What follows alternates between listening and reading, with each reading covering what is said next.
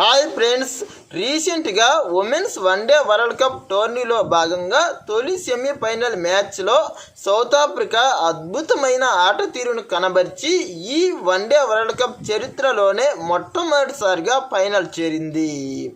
అటు పురుషుల టీంకైనా ఇటు మహిళల టీంకైనా కానీ సౌత్ ఆఫ్రికాకు మొట్టమొదటి వన్డే వరల్డ్ కప్ ఫైనల్ ఇదే. మరి గతంలో ఎన్నడూ లేని విధంగా సౌత్ ఆఫ్రికా ఈ వన్డే వరల్డ్ కప్లో ఫైనల్ ఎలా చేరింది? అసలు ఈ సెమీఫైనల్ మ్యాచ్లో కెప్టెన్ అద్భుతంగా 169 పరుగులు చేయడం వెనుక ఉన్నది ఎవరు?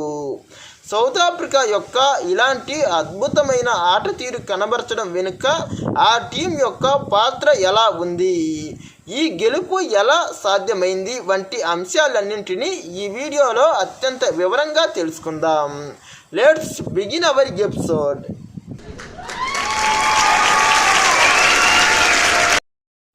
రీసెంట్గా ఉమెన్స్ వన్డే వరల్డ్ కప్ టోర్నీలో భాగంగా తొలి సెమీఫైనల్ మ్యాచ్ గౌహతిలో జరిగింది.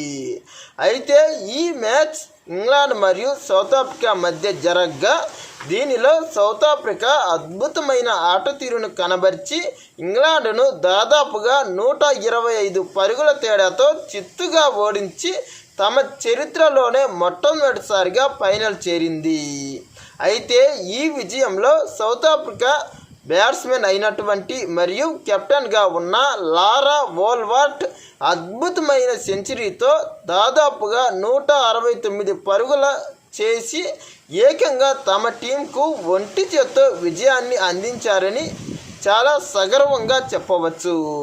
అంతేకాకుండా ఆమెతో పాటు మరో పేస్ బౌలర్ ఏకంగా 5 వికెట్లు సాధించడంతో పాటు బ్యాటింగ్లోనూ 33 రన్స్కే 42 పరుగులు చేసి అద్భుతమైన ఆట తీరుతో వీరిద్దరూ సౌత్ ఆఫ్రికాను ఫైనల్ చేర్చారు.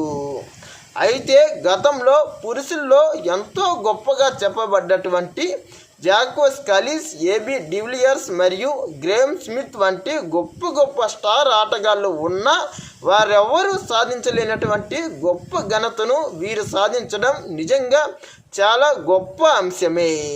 అయితే వీరిద్దరి యొక్క అద్భుతమైన ఆట తీరు మరియు మిగతా క్రికెటర్ల యొక్క అంతో ఇంతో ఆట తీరుతో సౌత్ ఆఫ్రికా మొదటగా బ్యాటింగ్ చేసి 319 పరుగులను నమోదు చేసింది. అయితే ఒకానొక దశలో 119కే ఒక్క వికెట్ కూడా కోల్పోయినటువంటి ఈ టీం ఇదే 120 పరుగుల వద్ద ఏకంగా 3 వికెట్లు కోల్పోయి చాలా కష్టాల్లో ఉన్నది. ఆ సమయంలో కెప్టెన్ అద్భుతమైన ఆట తీరును కనబరిచి 194 పరుగులకు తీసుకొని రాగా మరలా అప్పటికే 6 వికెట్లు పడడంతో సౌత్ ఆఫ్రికా కొద్దిగా అయోమయంలోకి వెళ్ళింది.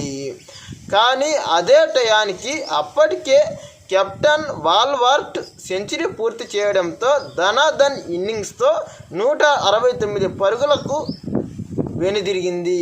ఈమె యొక్క ఈ అద్భుతమైన ఆట తీరుతో చివర్లో మిడిల్ ఆర్డర్ బ్యాట్స్మెన్స్ ధనాధన్ ఇన్నింగ్స్తో మొదట్లో మరియు మధ్యలో కొద్దిగా తడబడ్డ చివరికి గౌరవప్రదంగా 319 పరుగులను ఇంగ్లాండ్ ముందు ఉంచింది.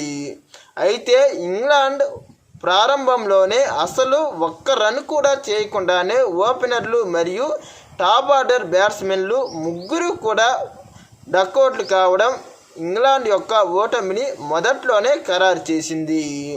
ఈ సమయంలో ఇంగ్లాండ్ కెప్టెన్ కొద్దిగా ఆశలు రేపినప్పటికీ ఆ పోరాటం ఇంగ్లాండ్కు సరిపోలేదు. అంతేకాకుండా బ్యాటింగ్లోనూ ఒక మెరుపు మెరిసినటువంటి మారిజన్ కాప్ ఇంగ్లాండ్కు కోలుకోలేని దెబ్బతీసి తన యొక్క అద్భుతమైన బౌలింగ్తో ఏకంగా 5 వికెట్లతో దెబ్బ కొట్టింది. దీంతో అసలు ఇంగ్లాండ్ యొక్క ఓటమి ఎప్పుడో ఖాయమైపోయింది. ఇక కెప్టెన్ మరియు వైస్ కెప్టెన్ తప్ప మిగతా బ్యాట్స్మెన్స్ ఎవరూ కూడా తమ స్థాయికి తగ్గ ప్రతిభతో రాణించకపోవడం వల్ల ఇంగ్లాండ్ అనేది ఏ దశలోనూ కోలుకోలేకపోయింది. ఇక లీగ్ మ్యాచ్లో ఇదే సౌత్ ఆఫ్రికా ఇంగ్లాండ్ చేతిలో 65 పరుగులకే కుప్పకూలి చాలా దారుణమైన ఓటమి నమోదు చేసింది. మరి అలాంటి దారుణమైన ఓటమి నుండి కోలుకొని ఇంతటి ఘన విజయాన్ని నమోదు చేయడం నిజంగా సౌత్ ఆఫ్రికా యొక్క ఆట తీరుకు మనమందరం చాలా గర్వించాల్సిన అంశమే. ఇక ఈరోజు జరగబోయేటటువంటి భారత్ ఆస్ట్రేలియా మధ్య గెలిచే టీము ఈ సౌత్ ఆఫ్రికాతో రేపు ఎల్లుండి ఫైనల్లో ఢీకొనబోతున్నది. మరి అప్పుడు సౌత్ ఆఫ్రికా ఎలా ఆడుతుందో చూడాలి. అయితే ఇప్పటి వరకు సౌత్ ఆఫ్రికాకు ఒక్క వన్డే వరల్డ్ కప్ కూడా రాకపోవడం నిజంగా చాలా బాధాకరమైన అంశమే. ఇలా ఎలాంటి వరల్డ్ కప్ లేకపోయినటువంటి ఈ టీం పోయిన సంవత్సరం టీ20 వరల్డ్ కప్తో పాటు అంతకుముందు జరిగిన టీ20 వరల్డ్ కప్లోనూ ఫైనల్ చేరి వరుసగా ఇప్పుడు వన్డే వరల్డ్ కప్లో కూడా ఫైనల్ చేరి వరుసగా 3 టోర్నీల్లో ఫైనల్ చేరిన ఆస్ట్రేలియా తర్వాత రెండో టీంగా రికార్డుల్లోకి ఎక్కింది. మరి దీనిలో వారు కప్ సాధిస్తారా లేదా మరికొన్ని రోజుల్లోనే చూడాల్సి ఉంది.